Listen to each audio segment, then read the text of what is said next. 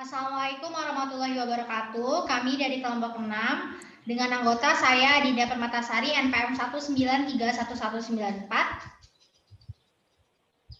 Saya Brigita Norma Kirani dengan MPN 193111270. Saya Livia Nur Karoma NPM 193111157. Saya Amelia Marani NPM 193111260. Nah, pada presentasi kali ini kami akan membahas tentang pengaplikasian Odoo pada perusahaan yang kami buat. Nah, yang pertama, kenapa kita milih produk fashion sebagai produk yang kita jual? Karena saat ini dunia fashion memang tidak akan ada matinya di era modern seperti saat ini. Perkembangan fashion yang sangat pesat membuat permintaan pasar semakin meningkat. Fashion pun kini tidak sekedar menjadi pelengkap kebutuhan primer saja. Banyak orang memburu barang-barang fashion untuk tujuan gaya hidup. Karena itu tidak heran jika bisnis fashion tampak menarik bagi pembisnis online, terutama kita gitu. Jadi kita memilih fashion sebagai produk yang kita jual pada perusahaan kami di Odoo. Nah, apa saja sih produk fashion yang kita jual di perusahaan? Yang pertama ada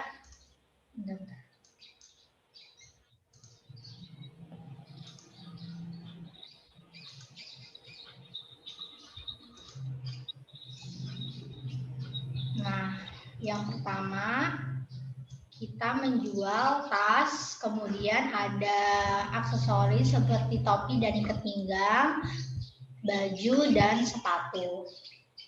Kemudian saya akan menjelaskan bagaimana cara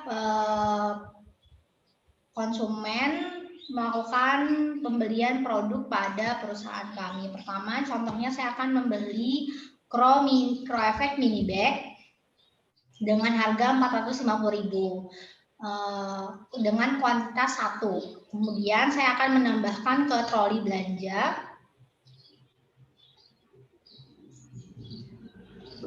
Nah, page selanjutnya akan menunjukkan tentang produk lengkapnya, nama produknya, kuantitas, harga.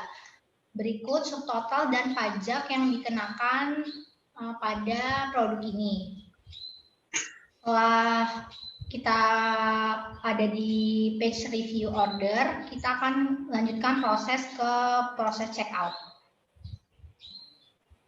Kemudian kita akan masuk ke page alamat, di mana kita akan mengisi nama kita, kemudian email, nomor telepon, nama perusahaan, kemudian alamat lengkapnya. Kota, negara, dan provinsi. Setelah kita mengisi semuanya, kita akan melanjutkan proses selanjutnya. Kita klik next.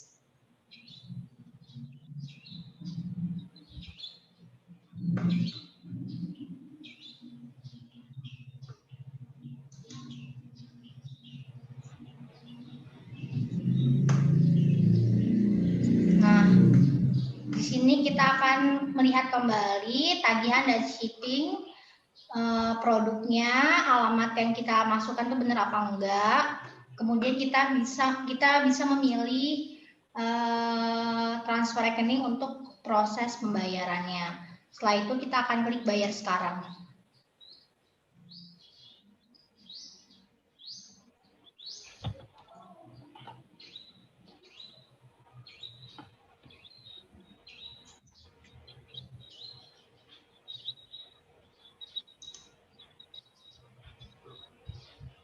Nah, setelah itu kita akan ada di page seperti ini, di mana kita di sini ada nomor orderan, terus pemilihan pembayaran yang melalui transfer rekening, akun bank. Nah, di sini kita tinggal tunggu perusahaan membuatkan faktur untuk pembayaran produk yang kita beli. Selanjutnya presentasi akan dilanjutkan oleh Brigita. Baik, di sini saya akan menjelaskan bagaimana cara admin menerima sampai memfakturkan pesanan produk. Pertama kita login masuk dahulu.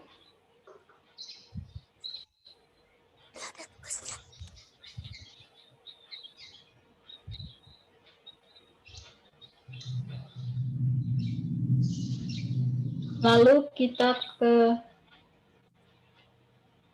situs web. Lalu di situ terdapat unpaid orders. Kita klik. Lalu kita pilih salah satu produk yang ingin kita fakturkan.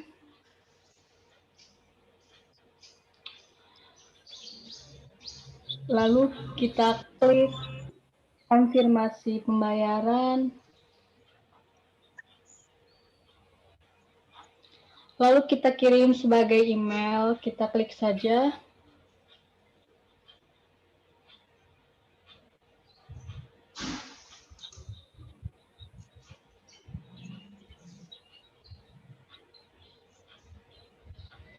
Lalu terdapat informasi pesan tadi, kita klik kirim.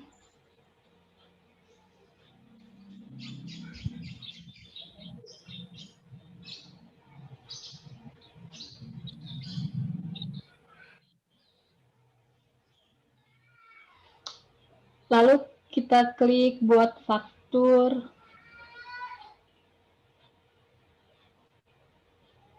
Lalu kita pilih yang buat faktur saja.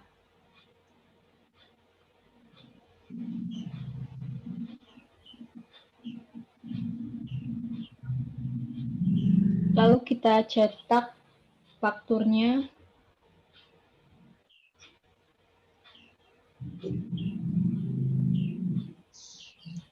Apabila kita sudah mencetak faktur, kita mendapatkan PDF dari orderan pemesan tadi. Baik, selanjutnya akan dijelaskan oleh Alivia.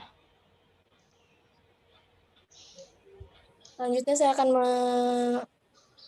akan menjelaskan tentang fitur-fitur yang digunakan pada aplikasi Odoo untuk memunculkan laporan-laporan pelanggan secara mudah. Pertama itu menggunakan aplikasi CRM untuk memperluas fungsi dan fitur.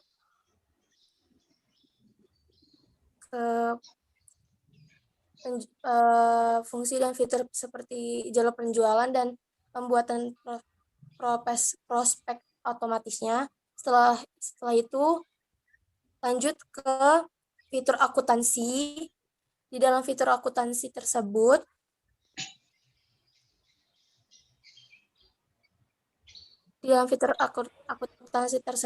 terdapat hasil faktur secara otomatis dari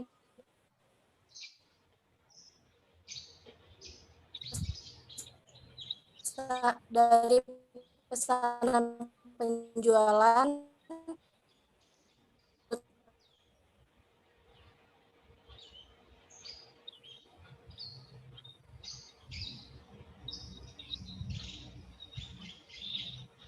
lalu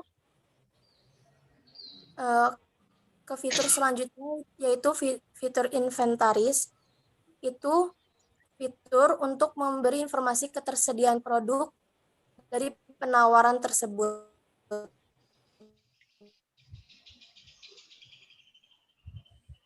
Dan memeriksa status pengiriman dan pesanan penjualan.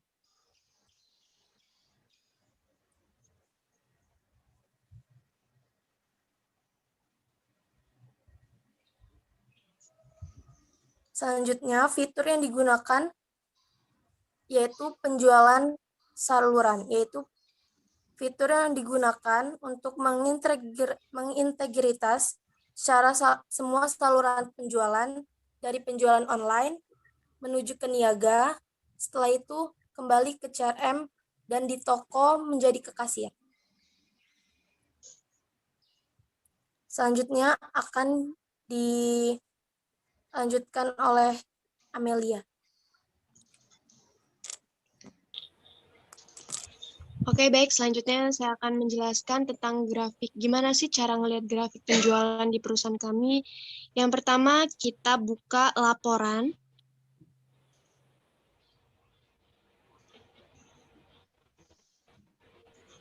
Dan buka online sales. Di situ ada tabel pengukuran. Dan di situ kita bisa lihat ada jumlah yang difakturkan, jumlah dipesan, lalu jumlah siap difakturkan, dan jumlah yang terkirim. Jika ingin melihat jumlah difakturkan, tinggal klik. Di situ akan muncul barang yang difakturkan. Di sini bulan Mei 2021, jumlah yang difakturkan ada 6 produk. Lalu, jumlah yang dipesan sama seperti yang difakturkan, yaitu 6 produk. Selanjutnya, jumlah siap difakturkan. Jumlah siap difakturkan ini tidak ada karena belum ada yang memesan barang lagi. Yang selanjutnya, jumlah terkirim. Jumlah terkirim 0 karena barangnya sudah dikirimkan.